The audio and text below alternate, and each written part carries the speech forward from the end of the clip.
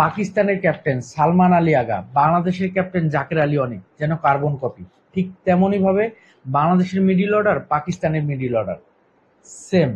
তো যদি আমরা দেখি পাকিস্তান প্রথমে ব্যাট করতে নেমে যেভাবে দুর্দান্ত শুরু করলেন, শুরুতেই ভারতের যে শক্তির জায়গাটা জাসপ্রীত বুমরাকে তুলোধুনো করলেন এবং 84 রানে প্রথম উইকেটের পতন, 113 রানে দ্বিতীয় উইকেটের পতন। যখন একটা সময় মনে হচ্ছিল যে পাকিস্তানের রানটা দাঁড়াবে 170 থেকে 80 রান, সেই রানটা থেমে গেল 146 রান। শেষ 33 রান তুলতে পাকিস্তানের 8জন ব্যাটার নাই হয়ে গেল। সেখানে যদি আমরা দেখি সাহিবজাদা ফারহানের দুর্দান্ত শুরু, ফখর জামানের দুর্দান্ত শুরু এবং সাইম আইয়ুবের 11 বলে 14 রানের পর বাকি 8জন ব্যাটার 2 অঙ্কের ঘর ছুঁতে পারেনি। তার মধ্যে 3জন ব্যাটার ডাক মেরেছে। পাকিস্তানের ইনিংস 146 রান এবং ভারতের টার্গেট 147 রান। ভারত হয়তোবা মনেই করেছিল যে এই রানটা চেস করাটা অনেক সহজ, কিন্তু ফাইনাল বলে কথা, এখানে মাইন্ড গেমের খেলা। ভারতের এই রানটা চেস করতে কিন্তু অনেক চ্যালেঞ্জের মুখে পড়তে হয়েছে। শুরুতেই 20 রানের মধ্যে নেই 3 উইকেট।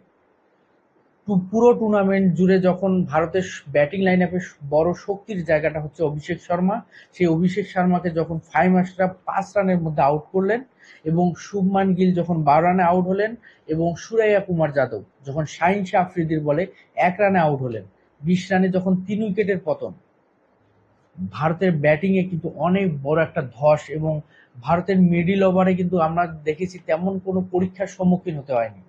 হয়তো আজকে সেই পরীক্ষার সম্মুখীন হতে হয়েছে এবং সেখানেই ভারতের মিডল অর্ডারের ব্যাটসম্যানরা পরীক্ষা উত্তীর্ণ হয়েছে। তিলক ভার্মা 69 রানে একটা ইনিংস খেললেন, 35 রানের মধ্যে একটা লাইফ পেয়েছিলেন। ধরতে গেলে পাকিস্তানের একটা ক্রুশিয়াল মোমেন্টে দারুণ একটা সুযোগ এসেছিল, তিলক ভার্মাকে রান আউট করার সুযোগ এসেছিল। থার্ড ম্যানে বল ছুঁড়ে মারলেন তিলক ভার্মা। মোহাম্মদ হ্যারিস স্টাম্পে ভালোভাবে লাগাতে পারেননি, সময় ক্ষেপণ হয়েছিল। তিলক ভার্মা পপিং ক্রিজে তার ব্যাট ঢুকে গিয়েছে।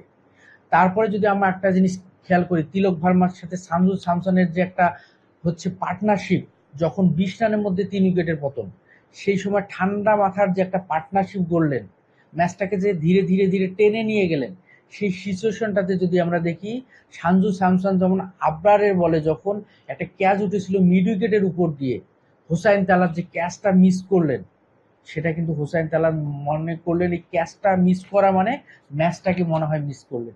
সানজু স্যামসনের 12 রানে ক্যাচ মিস, 12 রান থেকে সানজু স্যামসন চলে গেলেন 24 রানে।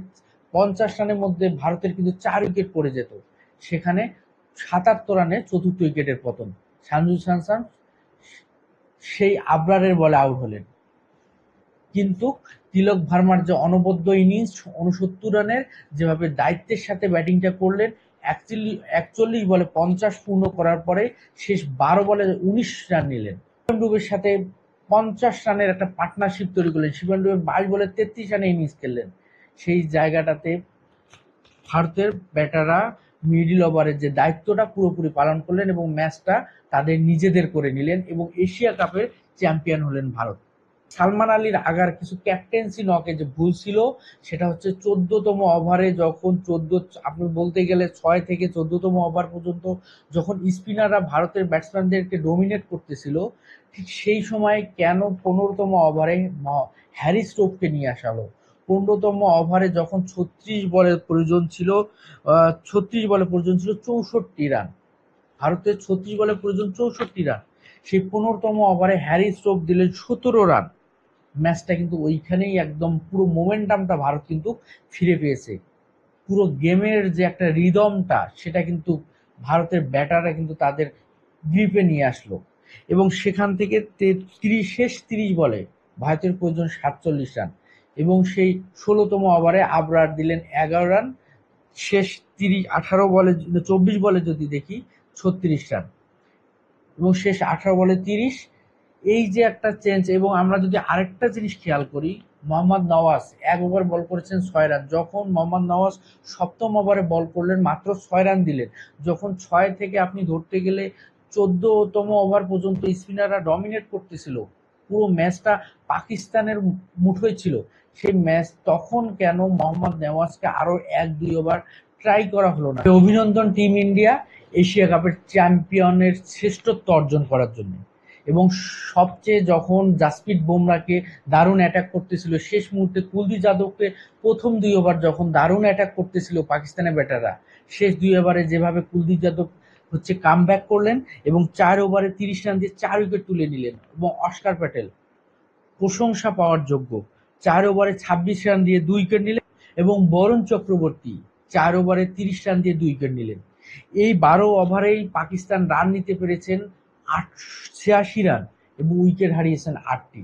এই স্পিন ডমিনেটিং মিডল ওভারে যে স্পিন ডমিনেটিং যে পারফরমেন্সটা দেখিয়েছে ভারত, এই জায়গাটাতে ভারত ম্যাচটাতে দারুণভাবে কামব্যাক করেছে এবং সেই জায়গাটাতে পাকিস্তানের রানটাকে থামাতে পেরেছে 146-এর মধ্যে এবং শেষমেশ ভারত 5 উইকেট হারিয়ে 150 রান করে এশিয়ার চ্যাম্পিয়ন